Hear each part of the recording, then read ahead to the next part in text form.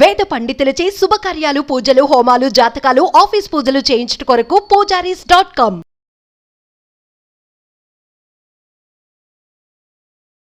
నమస్తే, welcome to Suman TV. నేను మీ యామ్ని. మనకి సెప్టెంబర్ 1 నుంచి 15 వరకు అసలు 12 రాశుల వారికి ఏ విధంగా ఉంటుంది, ఎలాంటి పరిహారాలు చేసుకోవాలి, ఈ విషయాలు మనకి తెలియచేయడానికి ప్రస్తుతం మనతో ఉన్నారు ప్రముఖ జ్యోతిష పండితులు బ్రహ్మశ్రీ నందిబట్ల శ్రీహరి శర్మ గారు ఉన్నారు. మరి గురుగారితో మాట్లాడి ఆ విషయాల గురించి అడిగి తెలుసుకుందాం. నమస్కారం గురుగారు. వాగర్థ వివ సంపృక్తౌ వాగర్థ ప్రతిపత్తయే జగతః పితరౌ వందే పార్వతీ పరమేశ్వరౌ.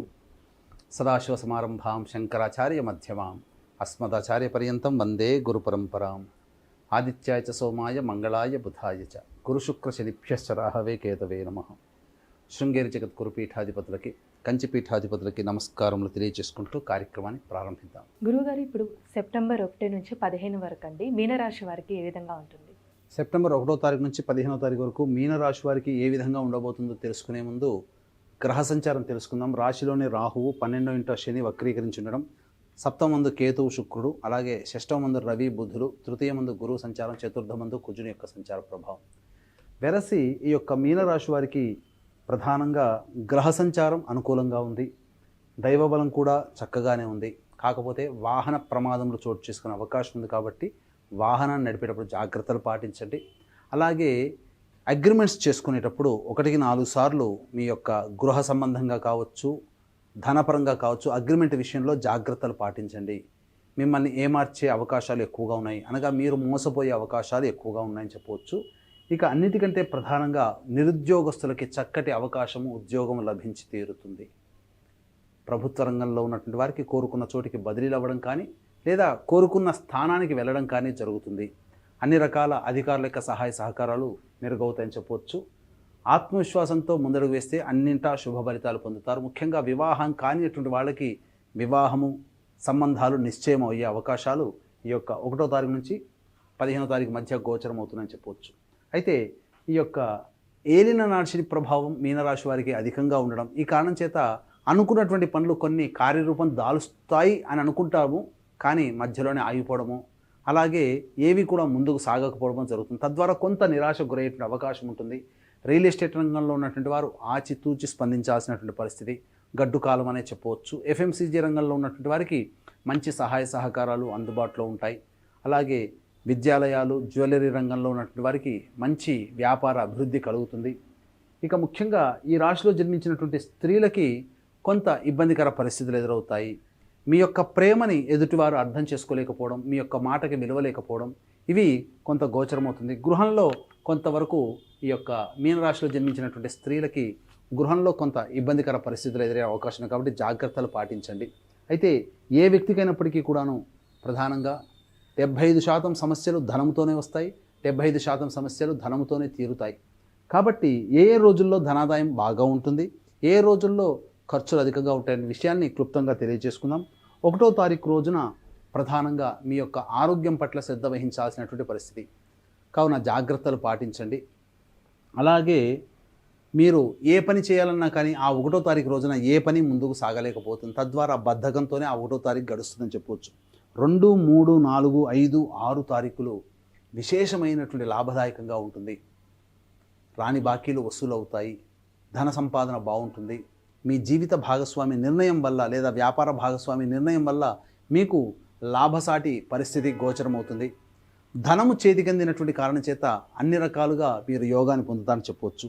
7, 8, 9 తారీఖుల్లో ప్రధానంగా కొంతవరకు ఖర్చులు అధికంగా ఉంటాయి, మానసిక ప్రశాంతత లోపిస్తుంది, ఒక జిగ్జాగ్ పరిస్థితి ఉంటుంది, అన్ని దారులు కనబడతాయి, ఏ దారికి వెళ్ళలేనటువంటి పరిస్థితి, అనగా నిర్ణయాత్మకమైనటువంటి శక్తిని మీరు కోల్పోతారు. తద్వారా సమయానికి చక్కటి నిర్ణయాన్ని తీసుకోలేకపోతారు. కాబట్టి పెద్దల యొక్క సహాయ సహకారాలతో ముందడుగు వేసినట్లయితే చాలా మటుకు సమస్యలను అధిగమించవచ్చని చెప్పవచ్చు. ఇక 10, 11 తారీఖులో కనుక గమనించుకున్నట్లయితే సంతానముతో విభేదాలు, సంతానం మూలకంగా ఖర్చులు, సంతానంతో సమస్యలు అనేటువంటి గోచరం అవుతున్నాయి. కాబట్టి జాగ్రత్తలు పాటించండి. ఇక 12, 13, 14, 15 తారీఖుల్లో 12, 13 తారీఖుల్లో నిరుద్యోగస్తులు మంచి శుభవార్త వింటారు. అలాగే ఉద్యోగార్థులకి ప్రమోషన్స్ పొందే అవకాశాలు గోచరమవుతున్నాయి. ఉన్నతాధికారుల యొక్క అనుగ్రహంతో మీ స్థానాన్ని సుస్థిరపరచుకుంటారు. 14, 15 తారీఖులో కనుక గమనించుకున్నట్లయితే ప్రధానంగా ఈ యొక్క సంబంధించినటువంటి అన్ని రంగాలలో ఉన్నటువంటి వారికి అధిక శుభ ఫలితాలు పొందుతారు. ధనాదాయం చాలా చక్కగా ఉంటుంది. ఏతావాత చెప్పొచ్చేది ఏంటంటే 7, 8, 9 తారీఖుల్లో మీకు ఖర్చులు అధికంగా ఉంటాయి. కాబట్టి ఆ రోజుల్లో మీరు పెట్టుకున్నటువంటి ప్లానింగ్ చేసుకున్న ఖర్చుల్ని తగ్గించుకోవడమో వాయిదా వేసుకోవడమో చేసుకుంటే చాలా మంచిది. ఎందుకంటే ఆకస్మిక ఖర్చులు 7, 8 తారీఖులో ఉంది. మీరు పెట్టుకున్న ఖర్చులు ఆకస్మిక ఖర్చులు తోడై ఇబ్బడి ముబ్బడిగా మీకు ఉక్కిరి బిక్కిరి చేస్తాయి. కాబట్టి జాగ్రత్తలు పాటించమని చెప్పడం. ఇక అన్ని రకాలుగా గ్రహ సంచారం అనుకూలంగా ఉన్నటువంటి కారణం చేత ఈ యొక్క మీనరాశి వారికి మంచి శుభ ఫలితాలు పొందుతారని చెప్పవచ్చు. ఇక ఏలిన నాడిని ప్రభావము, కుజ ప్రభావం అనుకూలంగా లేని కారణం వల్ల సమస్యలు ఎదుర్కోవడం, దైవానుగ్రహంతో వాటిని అధిగమించడం అనేటువంటిది జరుగుతుంది. కాబట్టి ఏ వ్యక్తికైనప్పటికీ కూడాను దైవానుగ్రహం సంపూర్ణంగా ఉండాలి. కాబట్టి దీన్ని అందరికీ అందించాలనేటువంటి సదుద్దేశము. పైగా మీనరాశి వారికి ఏలినాడ్సిని ప్రభావం కాబట్టి వృషభ, మిథున, కర్కాటక, సింహతుల, వృశ్చిక, మకర, కుంభ, మీన రాశుల్లో జన్మించినటువంటి వారికి శనిదోష పరిహారార్థమై శనీశ్వర హోమము, అఘోర పాశుపత మంత్ర హోమంతో పాటు ఇప్పుడు సమస్యలు ఎదుర్కొంటున్నాము అనంటే గత జన్మ కర్మదోష ప్రభావాలు కావున గత జన్మ కర్మదోష నివారణ హోమాలు ఆగస్టు 31వ తారీఖు రోజున శని త్రయోదశి పుష్యమి నక్షత్రం కలిసిన విశేష పుణ్యతిథి సందర్భంగా కేవలం పర్ హెడ్ 1500 రూపాయలకి చేయించడం జరుగుతుంది.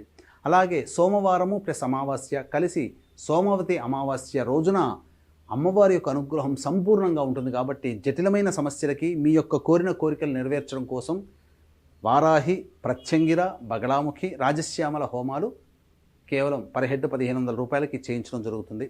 అలాగే విద్య, వివాహ, ఉద్యోగ, దాంపత్య, అనారోగ్య సమస్యల నివారణకి 18 రకాల హోమాది కార్యక్రమాలు చేయించడం జరుగుతుంది. అవకాశం ఉన్నవాళ్ళు కార్యక్రమ తదనంతరం కాంటాక్ట్ చేసి పూర్తి వివరాలు తెలుసుకోవచ్చు. అలాగే పితృపక్షాలలో పితృదోష నివారణ కార్యక్రమాలు సెప్టెంబర్ 25, 30 తారీఖుల్లో జరిపించడం జరుగుతుంది. పితృదోషము వేరు, పిండ ప్రదానం వేరు. పితృదోషం అనగా తండ్రి వైపు 7 తరాలు, తల్లి వైపు 4 తరాల్లో ఏవైనా దుర్మరణాలంటే road accident, fire accident, suicide attempt, నదిలో బావిలో పడి చనిపోవడం, ఇంట్లోంచి వెళ్ళిపోవడం, లివర్ ఫెయిలే, కిడ్నీ ఫెయిలే, క్యాన్సర్తో చనిపోవడం, 60 ఏళ్ల లోపల ఏ విధంగా చనిపోయినా, అలాగే పిండ ప్రదానాలు చేయలేకపోయినా ఇవన్నీ పితృశాపాలు అని అంటారు. ఇట్టి పితృదోష నివారణకి సెప్టెంబర్ 25, 30 తారీఖుల్లో పితృదోష నివారణ కార్యక్రమాలు నిజాయితీగా సశాస్త్రీయంగా జరిపించడం జరుగుతుంది.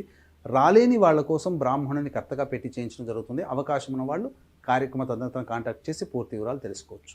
గురుగారు, ఇప్పుడు మీనరాశి వారికి అంటే ఇంకా మెరుగైన ఫలితం రావాలంటే అసలు ఎలాంటి పరిహారం చేస్తే మంచిదంటారు?